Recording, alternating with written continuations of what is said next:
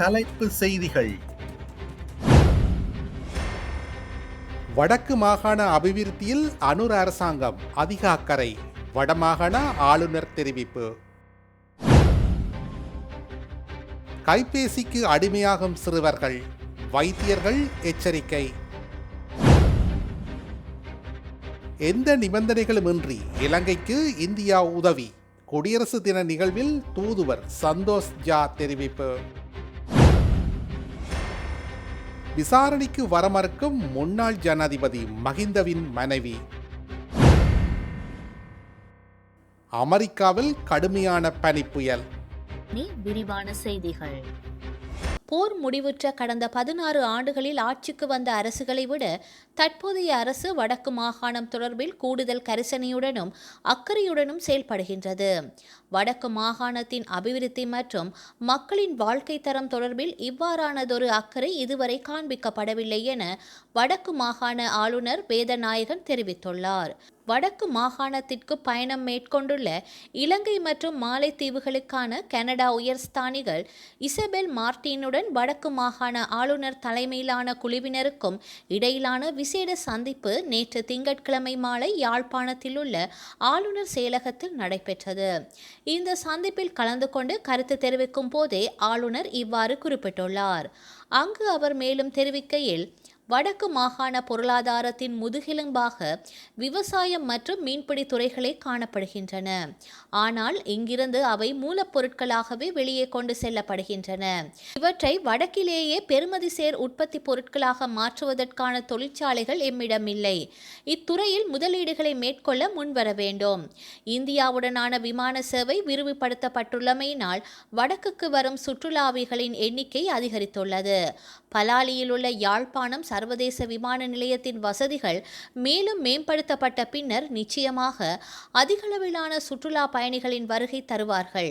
இதன் ஊடாக வடக்கு மாகாணத்தின் சுற்றுலாத்துறை பாரிய வளர்ச்சியடையும். முதலீட்டாளர்கள் வடக்கில் முதலீடுவதற்கு சாதகமான சூழல் தற்போது உருவாகியுள்ளது.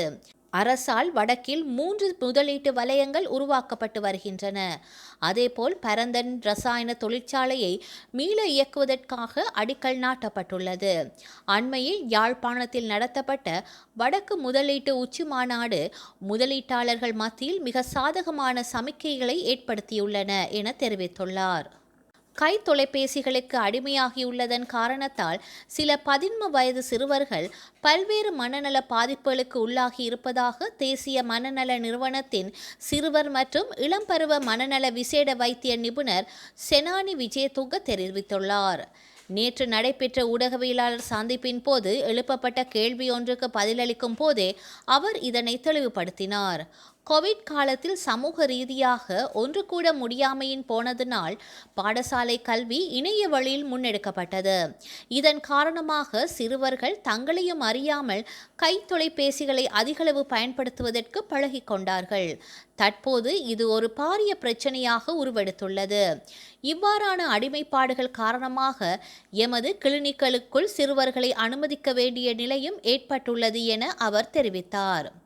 அதேபோல் போதைப் பொருட்களுக்கு அடிமையானதன் காரணமாக மனநல பாதிப்புகளுக்கு உள்ளான 13 வயது சிறுவர்களும் சிகிச்சைக்காக அனுமதிக்கப்பட்டுள்ளதாக அவர் சுட்டிக்காட்டினார். 13 வயது முதல் 18 வயதுக்குட்பட்ட சிறுவர்கள் இவ்வாறான சிகிச்சைகளுக்காக கிளினிக்களுக்கு அனுப்பப்படுவதாகவும் இது சமூகத்தில் ஒரு பாரிய பிரச்சனையாக மாறி வருவதாகவும் வைத்தியர் மேலும் தெரிவித்துள்ளார். பொறுப்புணர்வு மற்றும் சிறந்த அயலுறவு கொள்கையின் அடிப்படையில் எந்தவித நிபந்தனைகளுமின்றி இலங்கைக்கான இந்தியாவின் உதவிகள் முன்னெடுக்கப்படுகின்றன என்று இலங்கைக்கான இந்திய தூதுவர் சந்தோஷ் ஜா தெரிவித்துள்ளார். இந்தியாவின் 77வது குடியரசு தினத்தை முன்னிட்டு கொழும்பில் உள்ள இந்தியன் இல்லத்தில் நடைபெற்ற நிகழ்வில் உரையாற்றிய போது இந்தியாவின் வெளியுறவு கொள்கையில் இலங்கைக்கு விசேட இடம் வழங்கப்பட்டுள்ளது என்று அவர் தெரிவித்துள்ளார்.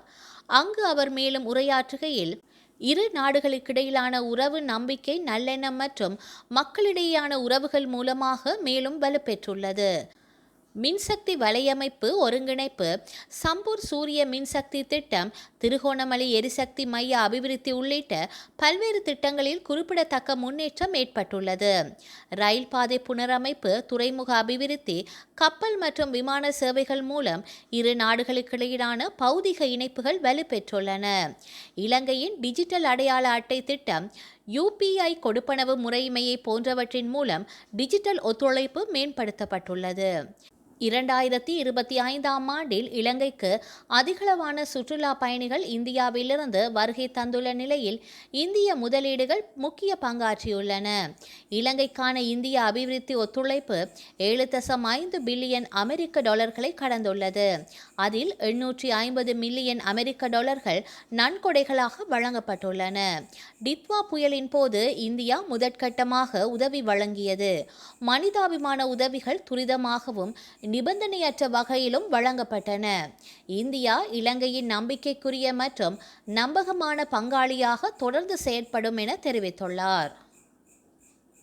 முன்னாள் ராஜாங்க அமைச்சர் டயானா கமகே மீது தாக்கல் செய்யப்பட்டுள்ள வழக்கில் சாட்சியங்கள் மீதான மேலதிக விசாரணை எதிர்வரும் பிப்ரவரி மாதம் 16ஆம் திகதி விசாரணைக்கு எடுத்துக்கொள்ள தீர்மானிக்கப்பட்டுள்ளது. இந்த வழக்கு நேற்று கொழும்பு நீதவான் நீதிமன்றத்தில் விசாரணைக்கு எடுத்துக்கொள்ளப்பட்ட நிலையில் இந்த உத்தரவு பிறப்பிக்கப்பட்டுள்ளது. கடவுச்சீட்டு பெறுவதற்காக குடிவரவு மற்றும் குடியகல்வு கட்டுப்பாட்டாளர் நாயகத்திற்கு தவறான தகவல்களை வழங்கியமை மற்றும் செல்லுபடியாகும் விசா இல்லாமல் இலங்கையில் வசித்தமை ஆகிய குற்றச்சாட்டுகளின் பேரில் டயானா கமகே மீது குற்றப்புலனாய்வுத்துறை வழக்கு பதிவு செய்துள்ளமை குறிப்பிடத்தக்கது.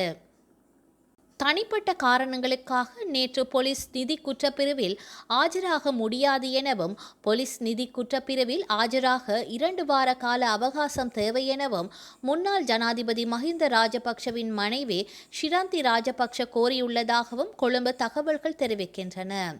வங்கிக் கணக்கு ஒன்று தொடர்பான விசாரணைகள் தொடர்பில் வாக்குமூலம் வழங்குவதற்காக போலீஸ் நிதி குற்றவியல் பிரிவில் செவ்வாய்க்கிழமை முன்னிலையாகுமாறு ஷிராந்தி ராஜபக்ஷவுக்கு போலீஸ் நிதி குற்றவியல் பிரிவினரால் அழைப்பு விடுக்கப்பட்டிருந்தது.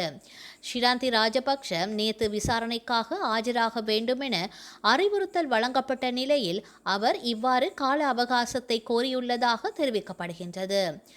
மஹிந்த ராஜபக்ஷ ஜனாதிபதியாக இருந்த காலத்தில் ஸ்ரீலிய என்ற பெயரில் பயன்படுத்திய வங்கிக் கணக்கு தொடர்பில் போலீஸ் நிதி குற்றவியல் பிரிவினரால் மேற்கொள்ளப்பட்டு வரும் விசாரணைகள் தொடர்பில் வாக்குமூலம் வழங்குவதற்காக மஹிந்தவின் மனைவி ஷிராந்தி ராஜபக்ஷ அழைக்கப்பட்டிருந்தமை குறிப்பிடத்தக்கது.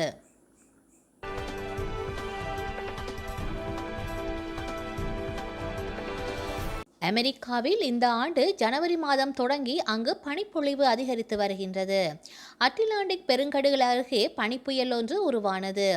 மேற்கு மற்றும் மத்திய மேற்கு மாகாணங்களில் தாக்கி வரும் இந்த புயலுக்கு பெர்ன் என பெயர் வைத்து அந்நாட்டின் வானிலை ஆராய்ச்சி மையம் கண்காணித்து வருகின்றது.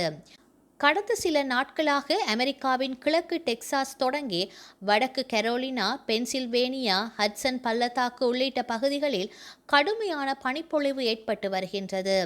இந்த பனிப்பொழிவு காரணமாக வானிலை மையம் நியூ மெக்சிகோ தொடங்கி நியூ இங்கிலாந்து வரையிலான உள்ள 14 கோடி மக்கள் வீடுகளிலிருந்து வெளியேறுவதற்கு தடை விதித்துள்ளது.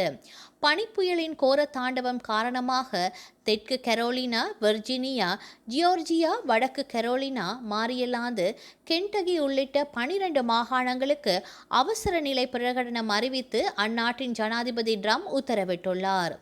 இந்நிலையில் அமெரிக்கா முழுவதும் தாக்கிய சக்தி வாய்ந்த பனிப்புயலில் சிக்கி பெண்கள், குழந்தைகள் உட்பட 30 பேர் பலியாகியுள்ளதாக தெரிவிக்கப்படுகின்றது. நியூயார்க்கில் 8 பேர் உயிரிழந்துள்ளனர். மாசாசூட்செட்டில், ஒஹியோவில் தலா 2 பேர் இறந்துள்ளனர். இந்த பனிப்பொழிவு காரணமாக அந்நாட்டில் சுமார் 9 லட்சம் வீடுகளுக்கு மின்சார விநியோகம் துண்டிக்கப்பட்டு இருளில் மூழ்கியுள்ளன. பனிப்புயல் காரணமாக வெளிநாடுகள் மற்றும் உள்ளூர்களுக்கு இயக்கப்படவிருந்த 11,500 விமானங்கள் ரத்தாகியுள்ளன. நெடுஞ்சாலைகள் மூடப்பட்டுள்ளன. பள்ளிகளுக்கு விடுமுறை அறிவிக்கப்பட்டுள்ளது. அமெரிக்க அதிபர் டொனால்ட் ட்ரம்ப் பல்வேறு நாடுகள் மீது பரஸ்பர வரிகளை விதிப்பதாக அறிவித்துள்ளார். குறிப்பாக இந்தியா தங்களுக்கு அதிக வரி விதிப்பதாக குற்றம் சாட்டினார். இதனால் கடந்த ஆகஸ்ட் மாதம் 1ஆம் திகதி முதல் இந்திய பொருட்களுக்கு 25% வரி விதிப்பதாக ட்ரம்ப் அறிவித்தார். அதன்பின் ரஷ்யாவிடமிருந்து கச்சா எண்ணெய் வாங்குவதற்கு எதிர்ப்பு தெரிவித்து இந்தியா பொருட்கள் மீதான இறக்குமதி வரியை 50% உயர்த்தினார். இதேபோல் பல்வேறு நாடுகள் மீது அதிபர் ட்ரம்ப் வரி விதிப்பு நடவடிக்கையை மேற்கொண்டு வருகின்றார். இந்நிலையில் தென்கொரிய பொருட்களுக்கான இறக்குமதி வரியை 15%-இலிருந்து 25% உயர்த்தி அமெரிக்க அதிபர் ட்ரம்ப் உத்தரவிட்டுள்ளார். வர்த்தக ஒப்பந்தம் மேற்கொள்வதில் தென்கொரியா தாமதப்படுத்தி வருவதால் இந்த நடவடிக்கை எடுக்கப்பட்டுள்ளது என ட்ரம்ப் தெரிவித்துள்ளார். வரி அதிகரிப்பு குறித்து முறையான அறிவிப்பு எதுவும் வரவில்லை என்றும் வாஷிங்டனில் உள்ள அதிகாரிகளிடம் இது குறித்து பேசுவோம் எனவும் தென்கொரியா தெரிவித்துள்ளது. வரலாற்றில் இன்று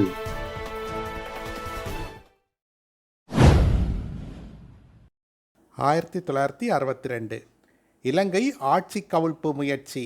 இலங்கையில் பிரதமர் ஸ்ரீமாவோ பண்டாரநாயக்கா தலைமையிலான அரசுக்கு எதிராக இலங்கை படைத்துறையினர் சிலரால் மேற்கொள்ளப்பட்ட இராணுவ புரட்சி முறியடிக்கப்பட்டது. 1996 நைஜரில் இடம்பெற்ற இராணுவ புரட்சியில் நாட்டின் முதலாவது மக்களால் தெரிவு செய்யப்பட்ட ஜனாதிபதி மஹமான் ஊஸ்மன் பதவியிலிருந்து அகற்றப்பட்டு இராணுவ தளபதி இப்ராஹிம் மஜினசரா ஆட்சி பொறுப்பை ஏற்றார். 2011 அரேபிய வசந்தம். 2011 ஜெர்மனிய எதிர்ப்பு போராட்டங்கள் சனாவில் ஆரம்பமாயின. 2013 பிரேசிலின் சாண்டா மரியா நகரில் இரவு விடுதியொன்றில் ஏற்பட்ட தீயினால் 242 பேர் உயிரிழந்தனர். செய்திகளை உடனுக்குடன் தெரிந்து கொள்ள உடனே சப்ஸ்கிரைப் செய்து பெல் பட்டனை கிளிக் பண்ணவும்.